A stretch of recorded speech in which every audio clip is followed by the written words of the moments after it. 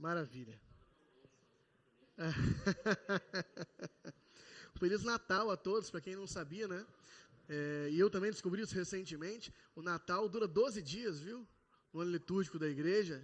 Então estamos em temporada de Natal até o dia 5 de janeiro. Então pode ficar em clima natalino, pode falar com os filhos em casa a respeito do nascimento do Senhor. Ainda estamos em temporada de Natal. E é uma alegria, na verdade, a gente está celebrando várias festas aqui, né? Porque ao mesmo tempo que estamos ainda em clima de Natal, inclusive cantamos uma música falando de Isaías 9 hoje, né? Também estamos em clima de Páscoa, porque na nossa leitura de João a gente acabou de passar pela ressurreição do Senhor. Estamos no último capítulo, então a gente está meio que juntando isso aí tudo, né? E escondido em Jesus até que Ele retorne. Como cantamos aqui. Então, uma alegria poder estar aqui hoje com vocês, mais um dia do Senhor. Um dia onde, na verdade, todo dia do Senhor, nós celebramos o mistério pascal, né? Todo dia do Senhor é a Páscoa que celebramos, é o fato de que Ele ressuscitou que celebramos. E hoje, em especial, estamos lendo João, justamente em algumas das suas aparições pós-ressurreição. Para quem não está aqui com a gente, eu vou ter a honra hoje de finalizar a série Ele Habitou Entre Nós. As Boas Novas, segundo o apóstolo João. Foi uma longa jornada, irmãos. Quem lembra em que mês a gente começou? Mas eu acho que foi fevereiro, março, não é isso? Maio? Foi maio, amém. Uma longa jornada, né? Onde nós fomos guiados pelo evangelista João, pelo apóstolo João, discípulo amado, a respeito da vida e da história de Deus no meio dos homens, de Cristo no meio de nós, daquele que era o Filho de Deus. E estamos encerrando hoje, né, tendo essa honra de encerrar hoje essa série. Então, ao longo dessa série, nós vimos, como falamos muito no começo da série, os sinais que João selecionou para que nós víssemos como sinais de uma nova criação. Através desses sinais, nós vimos o seu poder, nós vimos evidências de que Jesus de Nazaré, de fato, era Deus, mas também vimos evidências de uma nova criação que ele trazia. Vimos no seu sacrifício, recentemente, a sua vitória sobre a morte. Porque o sacrifício de Jesus na cruz é a sua vitória sobre a morte, sobre o pecado, é a humilhação dos dominadores desse século. Nós vimos tudo isso e tivemos a oportunidade também de ver agora na sua ressurreição o início de uma nova era da qual fazemos parte. E por isso celebramos e cantamos domingo após domingo o fato de que fazemos parte dessa nova criação que foi inaugurada no domingo da Páscoa, do dia da ressurreição do Senhor. Então o Evangelho já foi pregado a nós por João. Na verdade, o capítulo 20, que foi o último capítulo que foi exposto aqui, ele encerra de uma forma bem interessante o Evangelho, com aquele versículo que a gente tem lido tantas vezes aqui nessas pregações, onde João fala por que ele escreveu o Evangelho. Ele escreveu para nós com o objetivo de que nós crescêssemos. Daqui a pouco eu vou relembrar esse versículo. Mas esse capítulo 21, que surge então depois do capítulo 20, ele tem um objetivo muito interessante também, porque ele permite que a gente responda algumas perguntas como: o que a gente vai fazer agora que a gente ouviu isso? O que a gente vai fazer agora que a gente ouviu essa palavra, que a gente ouviu essa mensagem? Como a gente recebe essa boa notícia? Na verdade, esse capítulo 21 funciona quase como um prólogo, sabe? Quando você chega no final de um livro e tem ali depois no final um prólogo, uma história que vem ali ao final para nos fazer pensar a respeito dos efeitos daquilo que a gente acabou de ler. E ele coloca os discípulos justamente diante dessa pergunta. Vamos ler então a palavra? Vamos ficar de pé e fazer juntos a leitura de João 21. Já chegamos a ler 57 versículos aqui, né? Então acho que 25 versículos não será um problema. E hoje, em especial, eu vou ler na NVI. Então, quem quiser me acompanhar.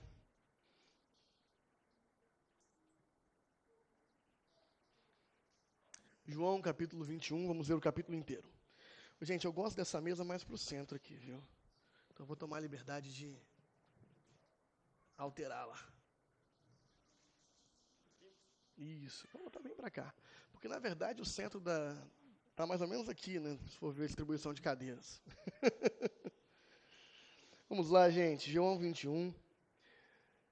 Depois disso, Jesus apareceu novamente aos seus discípulos, à margem do mar de Tiberíades. Foi assim. Estavam juntos Simão Pedro, Tomé, chamado Dídimo, Natanael, de Caná da Galileia, os filhos de Zebedeu e 2 outros discípulos. Vou pescar, disse-lhes Simão Pedro. Nós também vamos com você, disseram eles. Eles foram, entraram no barco, mas naquela noite não pegaram nada. Jesus estava na praia, mas os discípulos não o reconheceram. Ele lhes perguntou: filhos, vocês têm algo para comer? Não, responderam. E ele disse: lancem a rede do lado direito do barco e vocês encontrarão. Assim fizeram, mas não conseguiram recolher a rede por causa da quantidade de peixes. O discípulo a quem Jesus amava disse a Pedro: é o Senhor. E Simão Pedro, ouvindo dizer isso, vestiu a capa, pois a havia tirado, e lançou-se ao mar.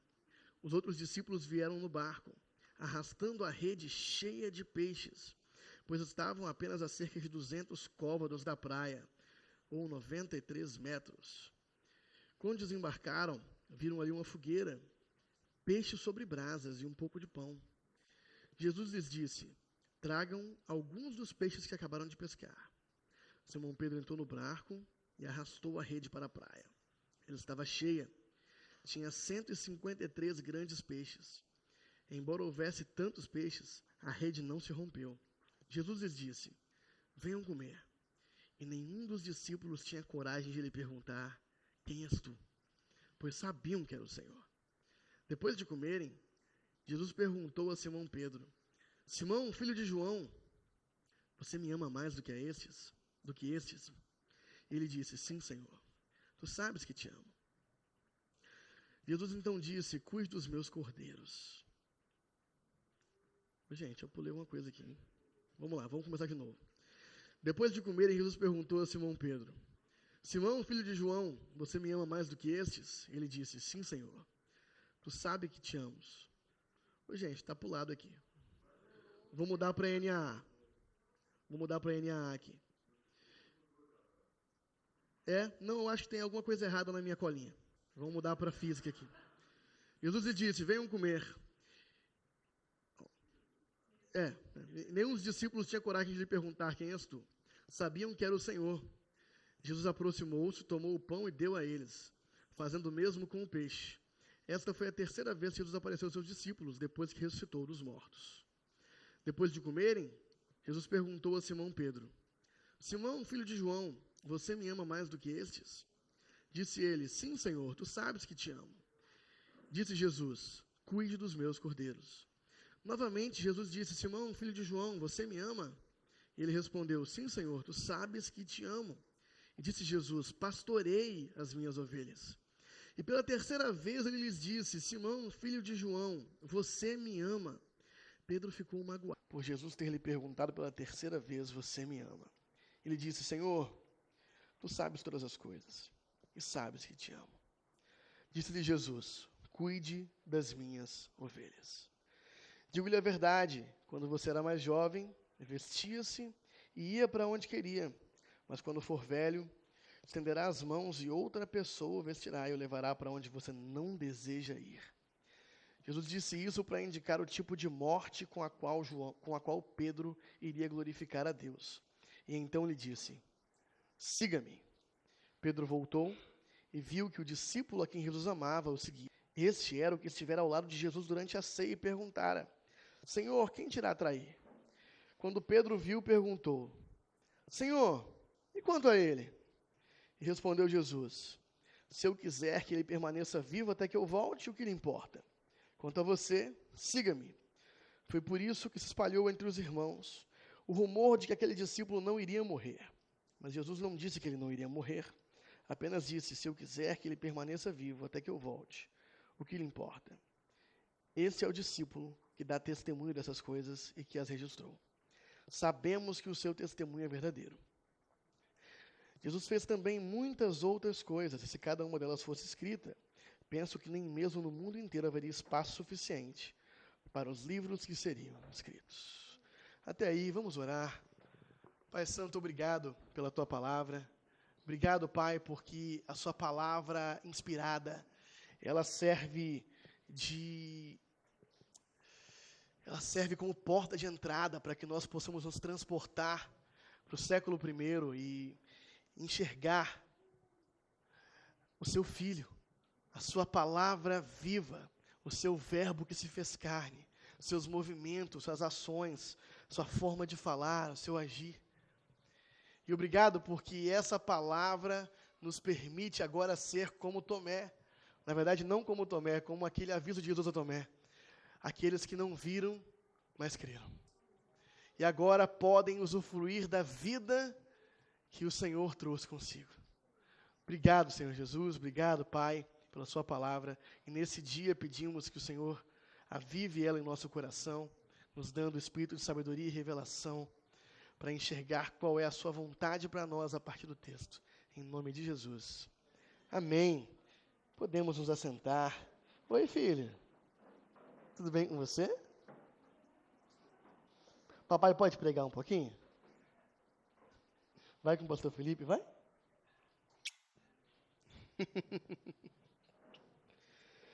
Gente, que alegria pregar esse capítulo.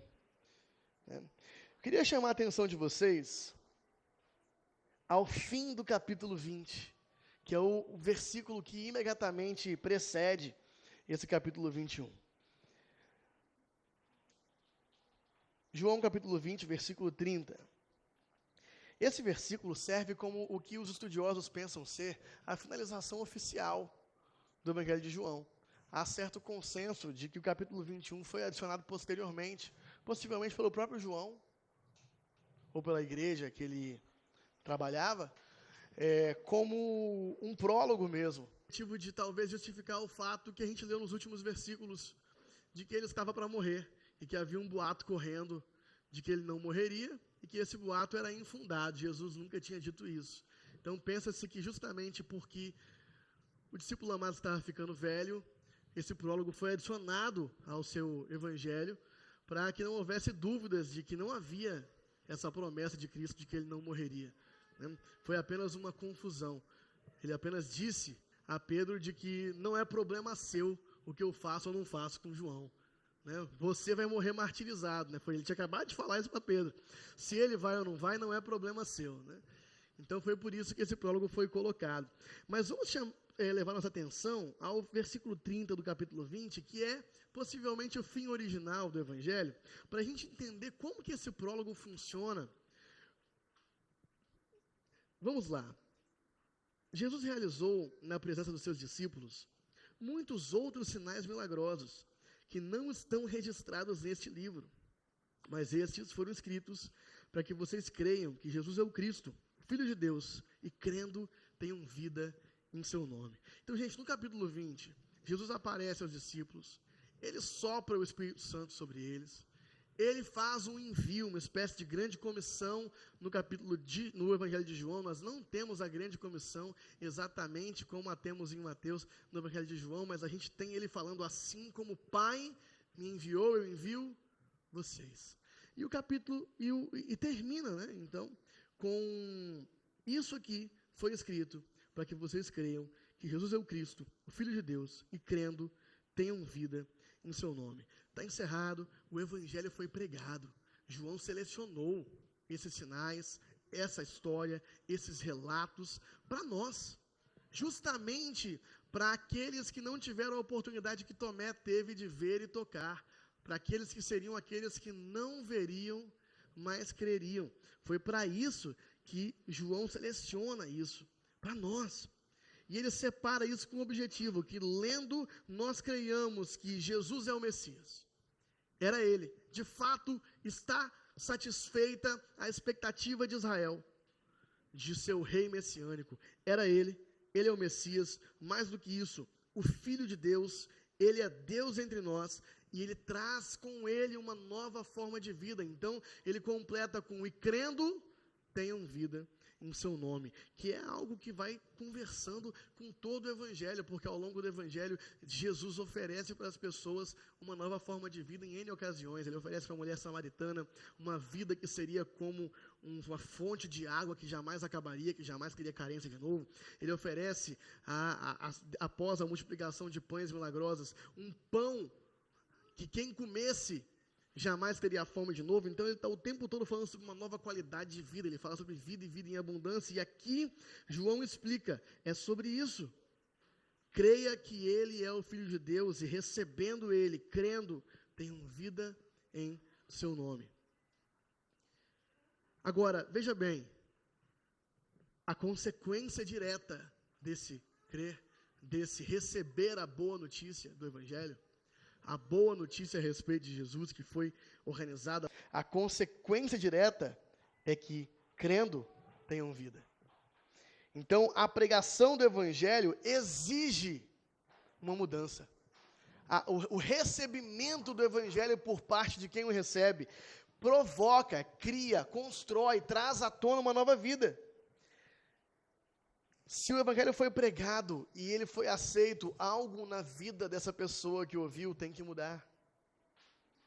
E é até interessante, porque a própria palavra Evangelho, na sua raiz histórica, ela traz em si um pouco desse significado, né? Uma definição de N.T. Wright para o que significa Evangelho, né?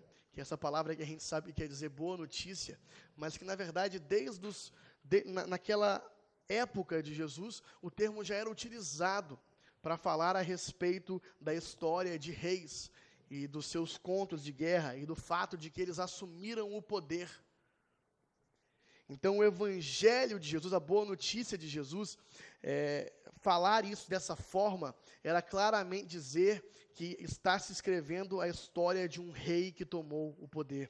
E N.T. Wright propõe uma definição interessante, que é que qualquer pessoa naquela época sabe que, quando se fala nesse tipo de notícia, o imperador mudou, por exemplo, o imperador romano acabou de mudar, sabe-se que algo aconteceu e, por causa disso, o mundo nunca mais será o mesmo. Então, o Evangelho não é qualquer notícia, ele é esse tipo de notícia. Um tipo de notícia que é tão profunda, aconteceu algo tão importante, que por causa desse algo que aconteceu, o mundo não será o mesmo. Mas o capítulo 21 nos permite ver como os discípulos reagiram ao capítulo 20. Porque o próprio João vai afirmar que ele é cronológico. Essa foi a terceira aparição de Jesus. E a resposta dos discípulos é um pouco desanimadora, irmãos. Infelizmente, eles não responderam. Jesus precisou ir lá e fazer mais um ajuste de rota. E permite também que a gente avalie como nós iremos responder a tudo isso que nós estamos ouvindo. Então vamos lá, algo incrível tinha acabado de acontecer. Em João capítulo 20, Jesus entrou num ambiente que estava a portas fechadas, numa espécie de ou teletransporte ou passagem pelas paredes, jogou sobre eles a sua paz, deixou a paz com eles e afirmou, assim como o Pai me enviou, eu estou enviando vocês. Soprou sobre eles e recebam o Espírito Santo, e mais, ele os deu autoridade, ele falou, se alguns de vocês perdoarem os pecados, serão perdoados, mas se retiverem, serão retidos. Então ele deu a autoridade. Eu não vou falar de novo sobre o que isso significa, o Felipe já tratou sobre isso, mas o que eu quero trazer à tona aqui é que eles tinham recebido uma missão. Eles tinham recebido um propósito de vida a partir da ressurreição de Jesus. Eu agora estou os enviando, vocês vão dar sequência à minha missão. O Espírito que estava em mim agora está em vocês. Vão! Eu dou autoridade a vocês. E o que eles fizeram, então, no comecinho desse capítulo 21? Eles foram pescar. Tomaram. Não estou aqui dizendo que eles tinham tomado essa decisão de que eles iam voltar a trabalhar. Mas, num primeiro momento, eles foram fazer o que eles faziam antes de conhecer Jesus. Retomar a sua atividade comercial, talvez preocupados em ganhar algum dinheiro, talvez, enfim, preocupados com as suas carências. E a ideia foi justamente de Pedro. E ele levou uma galera com ele, né? O pessoal todo que estava lá, todo mundo foi junto. Vamos pescar. E eles não pegaram nada, gente. Eles foram pescar e não pegaram nada. Talvez os anos sem pescar pesaram, né? Já eram muitos anos que eles já não eram mais pescadores. Ou talvez o Criador dos mares quisesse ensinar a eles uma lição. Novamente, relembrando a Pedro a pesca maravilhosa, gente, que foi justamente a ocasião do chamado de Pedro em outros evangelhos. Quando ele tinha passado uma noite inteira sem pegar nada, e Jesus então o orienta a jogar a rede e pegar. Nós temos a primeira pesca maravilhosa. Então Jesus vai reviver esse momento com eles. Nós sabemos que nós não estamos falando da mesma pesca maravilhosa descrita pelos outros evangelhos, porque essa aqui acontece após a ressurreição de Jesus. Então ele queria justamente trazer isso à tona ao coração de Pedro novamente, o seu chamado. Não só Pedro, mas aqueles discípulos, alguns deles estavam também presentes na primeira ocasião. Então Jesus, após uma noite inteira novamente sem pegar peixe algum, os espera, os encontra na praia. E ainda pergunta: vocês têm comida aí? E eles não têm nada para dar para que ele coma. E aí é ele que providencia novamente a pesca. É ele que fala: jogue a rede do lado direito. E aí vem 153 grandes peixes. E aí então eles finalmente o reconhecem, é o mestre. Essa história meio que ecoa um pouco a história de Emaús, dos outros relatos dos evangelistas. Porque na história dos discípulos no caminho de Emaús, eles também tinham ficado desanimados, embora eles não tinham visto Cristo ressurreto ainda. E aí ele vai até eles, e eles o reconhecem quando ele faz algo que era típico dele, que era partir o pão. E aqui eles reconhecem Jesus na beira da praia, ordena novamente que o mar entregue peixes para eles ali, e aquilo acontece. E eles reconhecem, é o mestre. E Pedro se apressa, gente. Pedro, sem conseguir deixar que os barcos andem 90 metros até a praia, Pedro pula do barco e vai nadando até Jesus. Esse versículo é um versículo interessante. Algumas traduções vão ter aí que Pedro estava nu, outras vão ter que ele estava apenas sem a sua capa. Eu creio que essa segunda opção parece mais razoável, né? E eu sempre fiquei confuso com esse versículo, sempre tinha a impressão de que Pedro estava fugindo de Jesus. Mas é mais provável pensar que, na verdade, ele estava correndo em direção a ele, para resolver os seus assuntos interminados. Porém, ele deixou o pessoal lidar com 153 peixes sozinho, né? Então ele abandonou a galera com a pescaria lá e foi correndo, demonstrando uma ansiedade em encontrar com o mestre. Mas quando eles chegam em terra, e aí o texto não relata se... Obviamente Pedro chegou primeiro, que ele foi nadando, né? Mas o texto não relata o que aconteceu. Chegam todos os discípulos juntos. E é uma coisa interessante. Jesus já tinha preparado um churrasquinho ali, um peixe na brasa, uma fogueira. Ele já tinha comida. Ele já estava esperando por eles. Quase como quem diz: gente, vocês não estão entendendo, nem pescar sem mim vocês sabem fazer. Eu pedi peixe, vocês não têm peixe aqui. Jesus tinha acesso, talvez, a uma oferta infinita de peixes ali, né, à sua disposição. Mas ele pede ainda para usar os peixes que eles trouxeram. Então ele pede a Pedro que vá lá e pegue alguns peixes. É como se Jesus estivesse dizendo para eles: gente, eu dei para vocês uma missão. E isso vai funcionar comigo.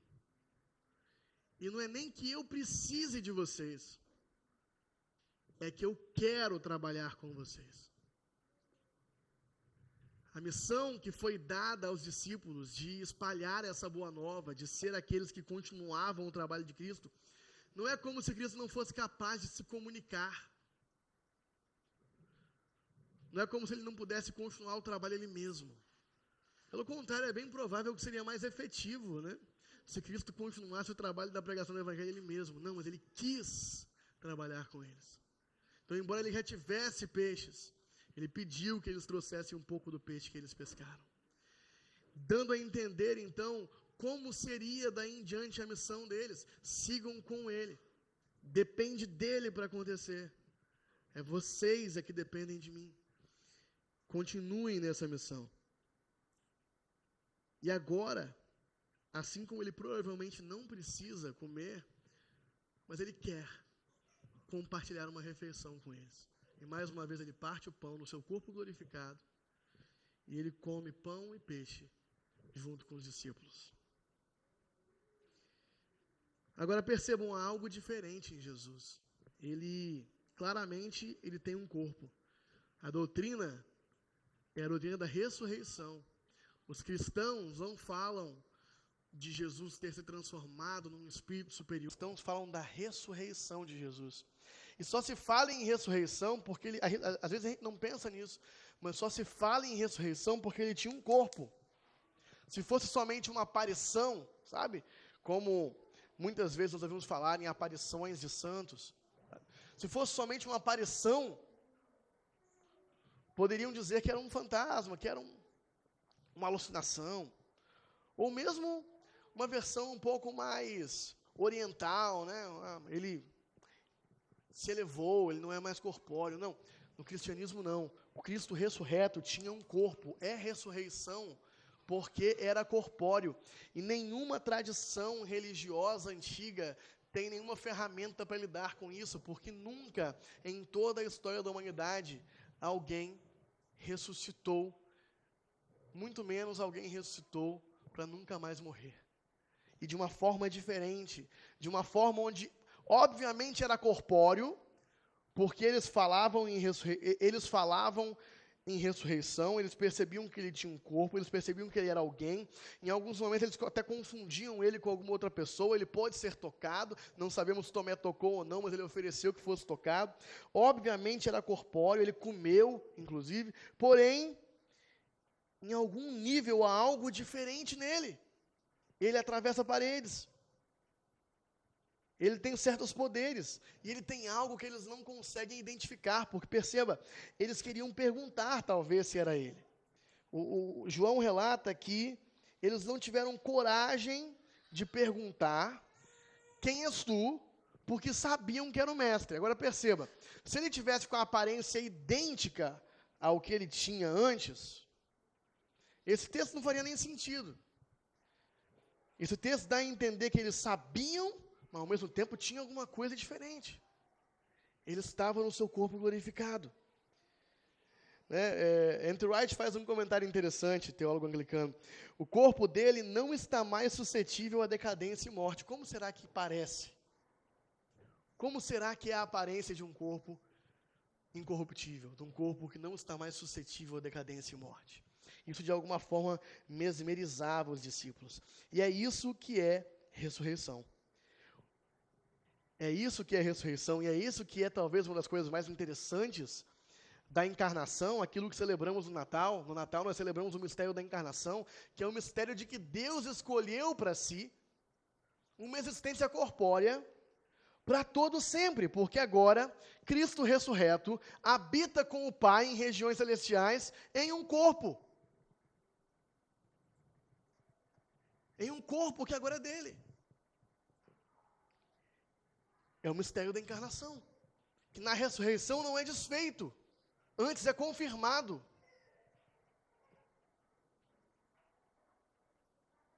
E essa é a nossa expectativa, porque a promessa é de que finalmente quando o vermos, quando isso que cantamos aqui, que estamos escondidos, Jesus, até que ele apareça, a promessa para nós é que eventualmente quando nós o vermos, nós seremos como ele é, e é o próprio apóstolo João que vai escrever isso em uma de suas cartas. Sabemos que quando ele finalmente se manifestar, nós seremos semelhantes a ele. E de repente seremos encontrados também nós, em corpo glorificado.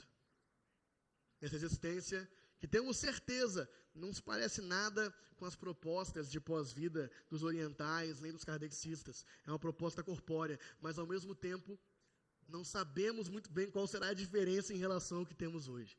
Isso é incrível, gente. Então, é importante fazer esse parênteses aqui, porque é um dos momentos mais interessantes das aparições de Cristo pós-ressurreição, perceber isso, perceber que ele comeu com os discípulos.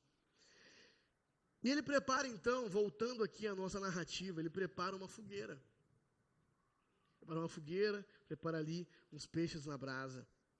E isso agora vai dar o tom para a conversa que ele está prestes a ter com Pedro. Porque foi justamente há algum tempo atrás, alguns capítulos atrás, perto de uma fogueira, enquanto se esquentava na noite fria da crucificação, que Pedro negou a Jesus 3 vezes. E agora, encostado em uma fogueira, preparado pelo próprio Jesus, ele está prestes a acertar isso finalmente com o Mestre. Gente, o que a gente pega até aqui da resposta dos discípulos, né? Eles acabaram de ser enviados e eles voltam a fazer o que eles estavam fazendo hoje. Agora, está claro que voltar a pescar não era a reação que Jesus esperava deles. Pelo contrário, eles tinham um envio muito claro a seguir, mas voltaram à sua profissão antiga, talvez por medo de faltar dinheiro, quando Cristo já tinha deixado claro que essa vida estava para trás. Havia algo novo pela frente. Cristo já havia convidado eles em outras ocasiões, em outros relatos, a serem agora pescadores de homens. Por que eles deram esse passo para trás e voltaram a mexer com peixe? Então Cristo aparece para fazer um ajuste de rota. Vocês ouviram o que eu tenho a dizer. E ele tem aí alguma conversa com eles, que a gente não vai ter esse relato completo, a gente vai ter o relato de Pedro. Né? Mas esse ajuste de rota funciona. Porque daí em diante, os discípulos passam a cumprir a sua missão. Nós sabemos que em Atos as coisas vão começar a andar. Agora, para eles, gente, essa mudança exigida após ouvir a Boa Nova, exigiu mudança completa da sua profissão. Exigiu que eles mudassem de profissão. Exigiu que a vida deles mudasse completamente. Exigiu um envio integral. Jesus não estava os enviando para que eles pudessem continuar fazendo o que vinham fazendo até então, e talvez no tempo extra eles poderiam... Não, era um envio integral. Era esperado que eles agora dedicassem a dar continuidade à coisa mais importante de todas, que era a missão do próprio Cristo, que está deixada para eles. E da mesma forma, há uma mudança esperada em nós, quando nós ouvimos a boa notícia. E uma verdade que fica para a gente aqui é que, assim como para eles, o Evangelho precisa mudar a nossa vida, e eu vou ser um pouco mais específico. O Evangelho tem que mudar a nossa profissão. O Evangelho tem que mudar a nossa profissão. Não necessariamente o que fazemos. Talvez para muitos de nós que não somos integrais na pregação do Evangelho, o Evangelho não vai mudar o que fazemos, mas ele precisa mudar, e necessariamente mudará o porquê fazemos. Como nos enxergamos e como fazemos. Porque a profissão é representativo daquilo que a gente faz todo dia, para satisfazer nossas necessidades mais básicas. Mas agora que você creu no Evangelho, que você creu na Boa Nova, a promessa de Cristo é que você viveria uma vida onde as suas carências não seriam aquilo que te guia. Assim como ele prometeu àquela mulher uma vida onde, se ela bebesse da água que ele desse, que ele dava, ela nunca mais teria sede de novo. Nós também temos a oportunidade de viver uma vida onde a gente não vai mais trabalhar para satisfazer nossas carências. Onde o nosso principal propósito na vida não é satisfazer nossos desejos e necessidades. Se nós ouvimos a boa notícia do Evangelho e continuamos nos sentindo como um vaso furado, que precisa constantemente ser enchido, continuamos vivendo uma vida em que nosso principal objetivo e aquilo que a gente acorda para fazer dia após dia, após dia, após dia, é encher de uma coisa que está esgotando, porque nós temos novos desejos, novas carências, novas necessidades, e é apenas isso que nós estamos buscando, satisfazer-nos a nós mesmos. Talvez o Evangelho não tenha feito efeito em nós ainda. Porque a promessa de Jesus é vida em abundância. E vida em abundância não é prosperidade material. Vida em abundância é a convicção interna de que não falta nada.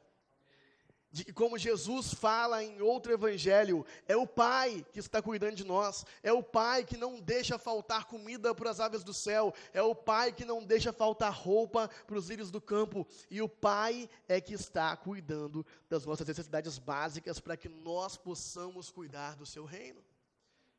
E Ele nos provê enquanto trabalhamos, mas o que precisa mudar aqui é que o porquê nós trabalhamos.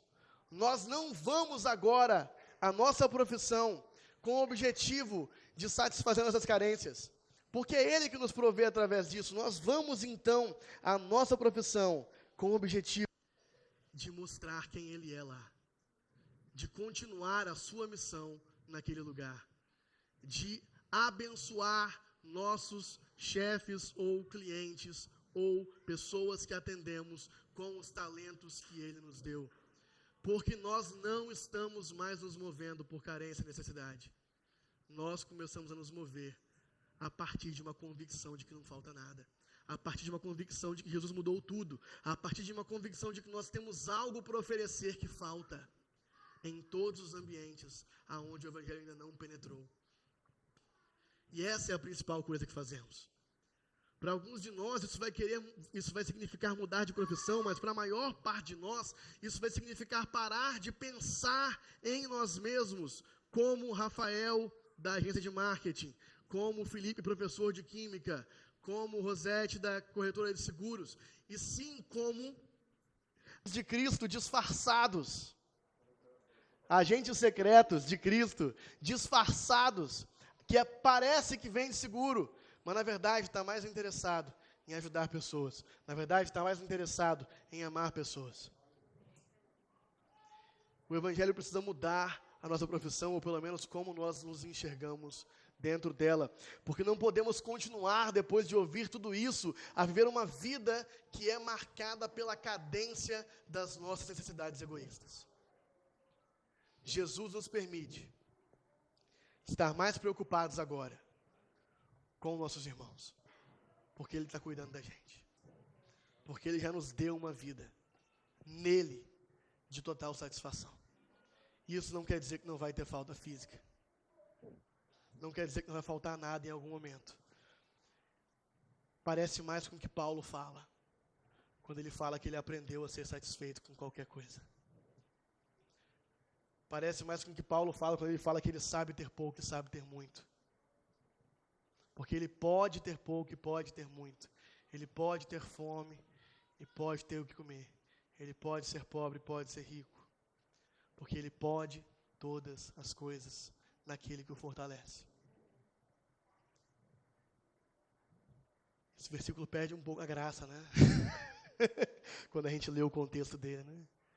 Eu posso todas as coisas que me fortalecem. Eu posso. Eu posso viver uma vida onde eu não estou me priorizando o tempo todo. É isso que eu posso. Então o Evangelho precisa mudar.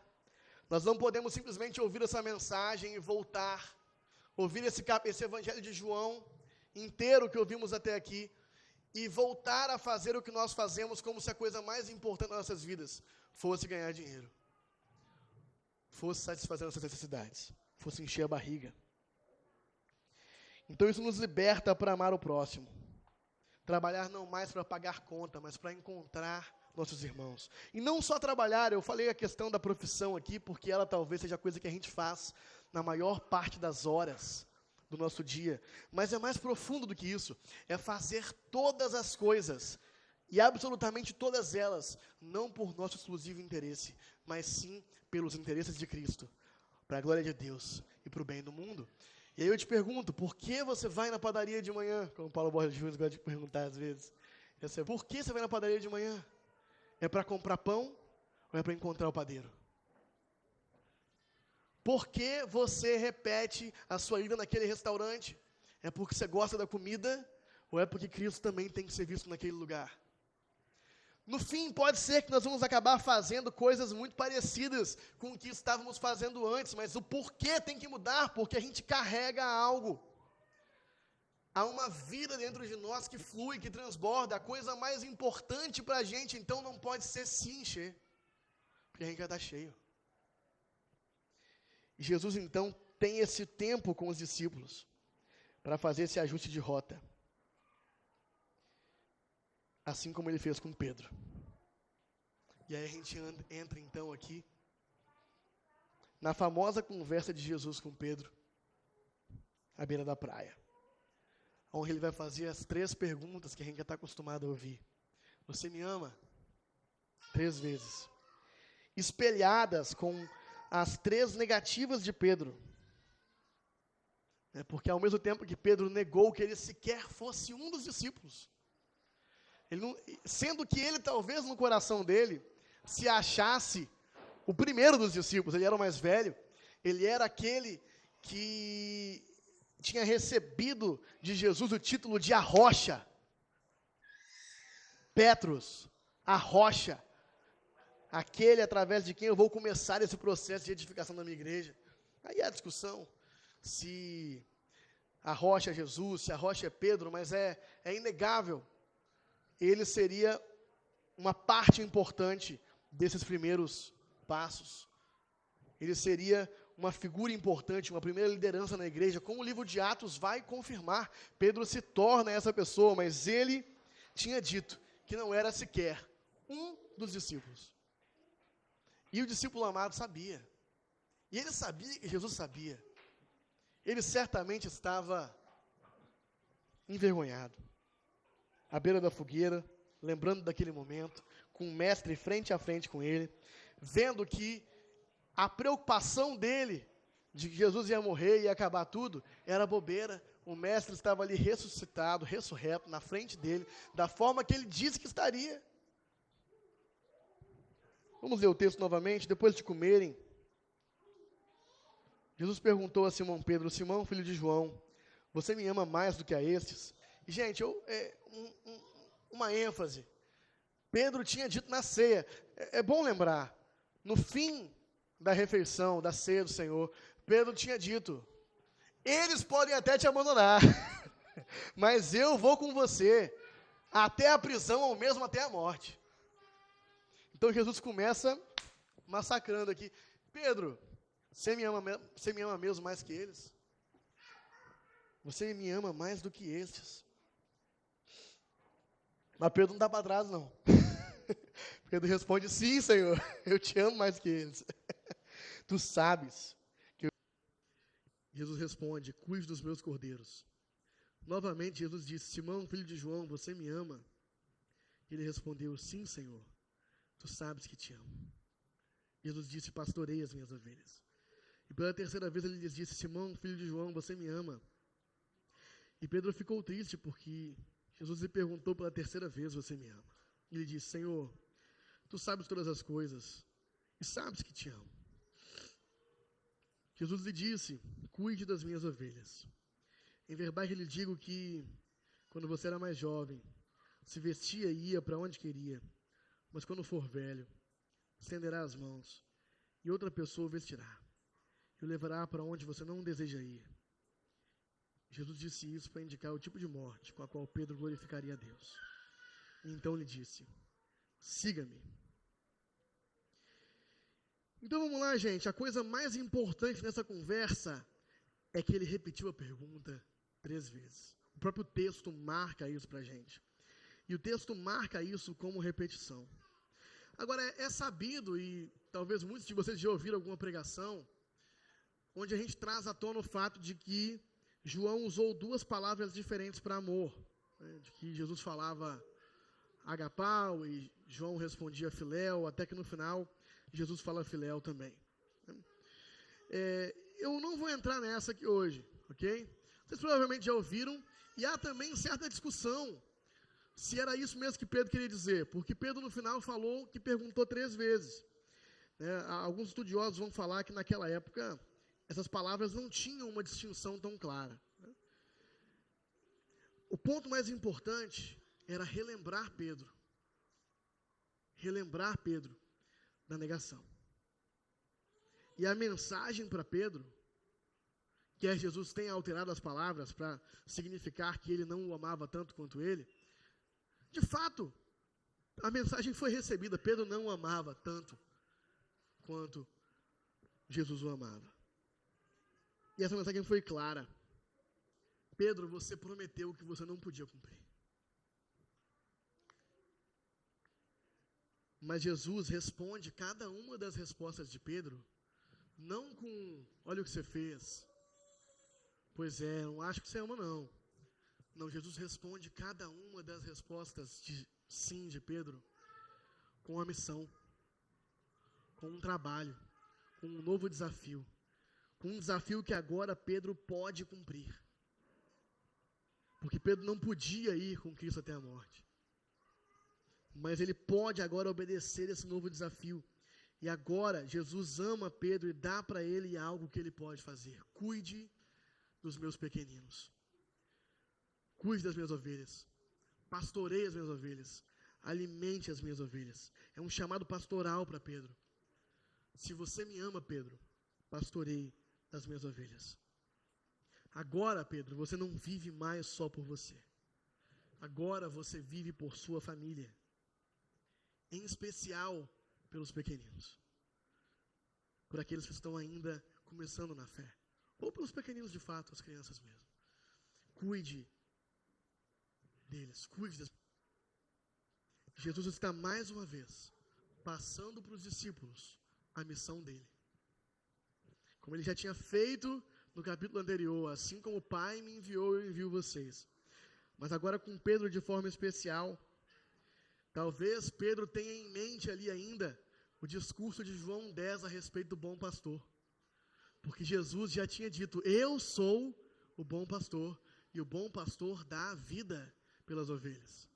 E agora, Jesus pergunta, Pedro, você me ama? Você não falou que você daria a vida por mim? Você me ama? Agora eu tenho uma missão para você. Seja um pastor. Agora você vai dar a vida pelos seus irmãos. Agora você vai dar a vida pelas minhas ovelhas. E de fato, Pedro seguiria Jesus na sua morte. Pastoreando, dando a vida pelas ovelhas. Assim como Cristo deu a sua, logo Pedro também estaria dando a sua vida. E a tradição vai dizer que inclusive também crucificado. E possivelmente de cabeça para baixo. E Pedro de fato vai em frente nesse desafio. E, gente, esse mesmo desafio está proposto a nós como comunidade hoje. Quem ama Jesus? Quem ama Jesus cuida das suas ovelhas. Quem ama Jesus cuida daqueles que Ele ama. Quem ama Jesus cuida daqueles que Ele ama. Então a missão de Deus é Cristo. Deus envia Cristo ao mundo com o objetivo de fazê-lo conhecido. E Efésios vai dizer que Deus está reunindo todas as coisas em Cristo Jesus, no céu e na terra. Está tudo se concentrando em Cristo Jesus. E que a plenitude desse Cristo será alcançada em seu povo, a sua igreja. Suas ovelhas, seu rebanho, seu povo, aqueles que são a plenitude do Cristo. A plenitude daquele que enche tudo em todos. A missão de Deus é Cristo, e Cristo agora então passa a sua missão para os discípulos. Continuem edificando. Nossa missão é dar continuidade à sua missão. Por isso, quem ama Jesus, apacenta as suas ovelhas. E é interessante porque isso está completamente em linha com tudo que João falou até aqui. Porque Jesus já havia dado a sua lei. Qual é a lei de Cristo, gente? Quem lembrou? Quem decorou a lei de Cristo? Amai-vos uns aos outros, como eu vos amei. Cristo já havia dado a sua lei para eles, o novo mandamento. Em curso, ele já tinha falado, se quem me ama, obedece os meus mandamentos. E agora, ele clarifica isso ainda melhor. Pedro, se você me ama, apacente, pastoreie, cuide, nutra. E esse desafio foi registrado para nós sabermos disso. Esse capítulo 28 não foi colocado para Pedro em específico. Pedro já tinha recebido, João adiciona o capítulo 28 para nós. Falei 28, gente, 21. João adiciona o capítulo 21 para nós, para que nós possamos receber essa mensagem. Quem ama Jesus, cuida dos seus. E isso não é um chamado só para os pastores ordenados. Isso não é um chamado só para o ministério ordenado. Isso é um chamado para todo que ama Jesus. Quem ama Jesus, cuida dos seus. Nossos irmãos de Curitiba, parece que tem uma frase que eles usam lá: se Pedro ama, Pedro apacenta. Se Pedro não apacenta, Pedro não ama. Então é isso. E com isso nós chegamos mais perto de responder nossa pergunta inicial: como nós respondemos ao evangelho que foi pregado? Como respondemos a tudo aquilo que vimos e ouvimos aqui a respeito de Jesus Cristo, contado por João e exposto aqui a partir desse lugar? O que acontece conosco agora que ouvimos essa palavra? Vai ficar tudo normal? Nós vamos voltar às nossas profissões normais, vamos voltar a uma vida onde a nossa principal preocupação é nós mesmos? Ou vamos permitir que a boa nova nos encha de vida? A vida que Ele propõe para aqueles que creem no Seu nome. Que acabe com nossas carências, que ressignifique nossas profissões e que faça de todos aqui, em algum nível, pastores. Será que amamos Jesus? Só há um jeito de saber: obedecendo, tentando obedecer. E o Espírito Santo foi dado justamente para nos ajudar, assim como ele foi soprado sobre os discípulos, ele foi soprado sobre a igreja. E assim como Pedro, essa jornada de pastoreio e amor certamente vai nos levar à morte. Seja uma morte de martírio, como a dele, ou uma vida crucificada, uma vida de morte do eu. Porque quer sejamos martirizados ou não, o chamado de levar a cruz, de viver crucificado, de viver uma vida de morte do nosso ego e preocupação com qualquer outra coisa, mas principalmente com a obra de Deus e com aqueles que pertencem a Ele. Isso é pra gente. Vai ser diferente para cada um de nós. A forma como isso vai se executar, a forma como cada um de nós vai aplicar essa palavra nas vidas de cada um aqui, isso vai ser diferente. Mas há uma coisa importante aqui, que é o que Jesus fala com Pedro no final: ser mais criança. Agora tem crianças aqui me ouvindo, então eu vou falar outra coisa. Jesus, em outro momento, fala: seja como criança, no sentido de ser inocente, receber Deus por quem Ele é, acreditar totalmente nele. Então, nesse sentido, devemos imitar as crianças. Mas há um sentido agora, no fim de João 21, em que Jesus nos chama a não ser mais como meninos. Porque quando a gente é menino, a gente faz nossa vontade. E se nosso pai não quiser fazer nossa vontade, a gente chora. E o desafio é, se agora somos moços, permitir que alguém agora nos leve. Alguém agora nos pegue pela mão e nos leve. E esse texto está falando sobre o Espírito Santo, que nos levará, assim como levou a Pedro, a uma vida crucificada. Mas eu também não consigo deixar de pensar, me lembra muito também, nas crianças agora arrastando seus pais para algum canto, onde eles vão cuidar delas.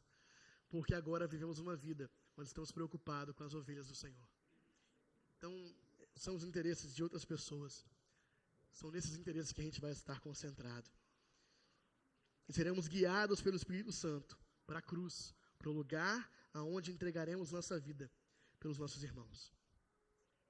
E o capítulo encerra, gente, com uma medida cautelar. Que possamos viver isso sem olhar para o lado. Porque Pedro então olha para trás e fala assim: mas e ele? Está pedindo isso aí de mim, mas e ele ali? E Jesus fala: não, isso aí não é problema seu. Então que possamos viver isso sem olhar para o lado. Ah, mas Deus está me chamando para me entregar, mas o irmão lá não está fazendo aquilo também, né? Então eu não vou fazer. Não é sobre isso. Não, mas eu não vou gastar todo o meu tempo ajudando as pessoas aqui se não tem mais ninguém fazendo?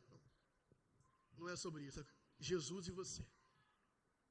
Te levando a fazer aquilo que Ele gostaria que você fizesse. Sem olhar para o lado. Sem se comparar. Cabe a Cristo o tipo de cruz que cada um de nós carregará. E não a nós reclamar. Vamos orar que possamos responder em obediência ao Mestre que amamos.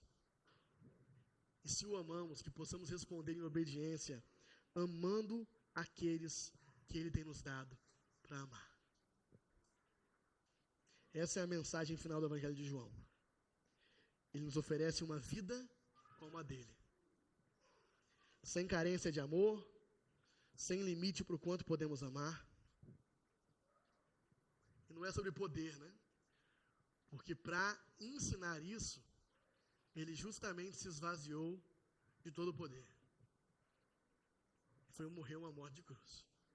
Então não é sobre sair daqui acreditando que vai ser fácil e que soluções milagrosas e poderosas aparecerão quando for necessário. Não. É entendendo que o amor de Deus foi visto justamente quando Jesus se esvaziou de todo o poder. E estamos sendo chamados, então, para a mesma coisa. É uma vida como a dele. Submissão completa à vontade do Pai. Até a última gota de sangue. Jesus Cristo, muito obrigado. Nosso Senhor, muito obrigado. Porque o Senhor é bom. E a sua bondade não se manifesta no sentido de o Senhor nos dar nossos desejos egoístas. Mas se manifesta no sentido do Senhor nos dar de si mesmo. E nos ensinar a darmos de nós mesmos uns aos outros. Obrigado, Senhor.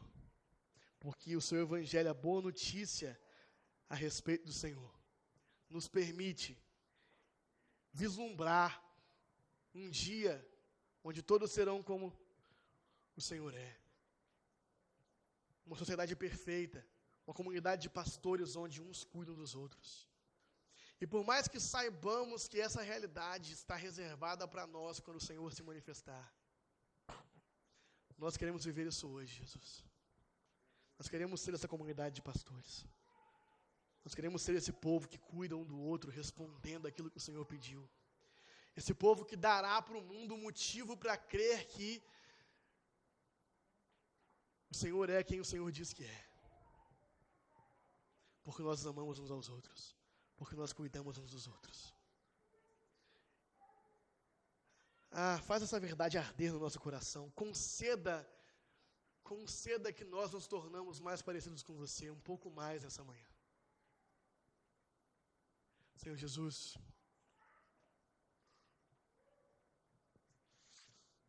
nós queremos ser mais como o Senhor é.